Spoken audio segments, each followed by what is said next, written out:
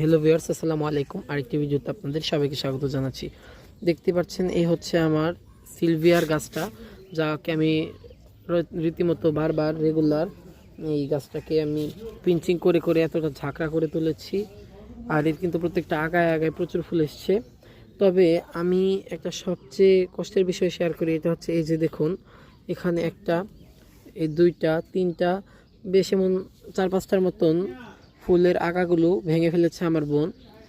সেই কারণে কিন্তু এখানটা একটু খালি খালি লাগছে, না তো এই জায়গাগুলোতেও কিন্তু এরকম আরও অনেক ফুল থাকতো। আর এই গাছটার অবস্থা আপনারা দেখুন, এটাতে তো আমি একটা ফুল নিয়েছিলাম, সেটা ভেঙে গেছে। ভাঙার পর আশপাশ দিয়ে আরও 2-1টা ফুল আছে। আর এখানে এটা বড় হয়েছে, এগুলো ফুটবে আশা করি কিছুদিন পরে। কিন্তু এই গাছটার শেপটা নষ্ট হয়ে গেল। আসলে এটা আর একটু সুন্দর লাগতো যদি এখানে কয়েকটা স্টিক থাকতো। যাক, আমি কিন্তু বলেছিলাম বসন্তের শুরুর দিকে এই গাছগুলো থেকে ফুল নেব। আর বসন্ত প্রায় কাছে এসছে। এর মধ্যে কিন্তু আমি আর এখানে পিঞ্চিং করবো না, এগুলো বড় হতে হতে আর 15-20 দিন মতন হয়ে যাবে, তখন কিন্তু বসন্ত শুরু হয়ে যাবে। আর মাস দেখে, ক্যালেন্ডার দেখে তার বসন্ত হয় না, যেহেতু এখন শীত কমছে আস্তে আস্তে। আজকে 2-1 দিন যাবত একটু শীত, আশা করি খুব শীঘ্রই কমে যাবে। তখন কিন্তু গাছগুলো ভালোভাবে বাড়তে পারবে এবং একটা বসন্ত বসন্ত একটা ভাব চলে আসবে, তখন কিন্তু ফুলগুলো খুব সুন্দর লাগবে। তো এই ছিল আমার আজকের আপডেট। আপনাদের কেমন লেগেছে বলবেন।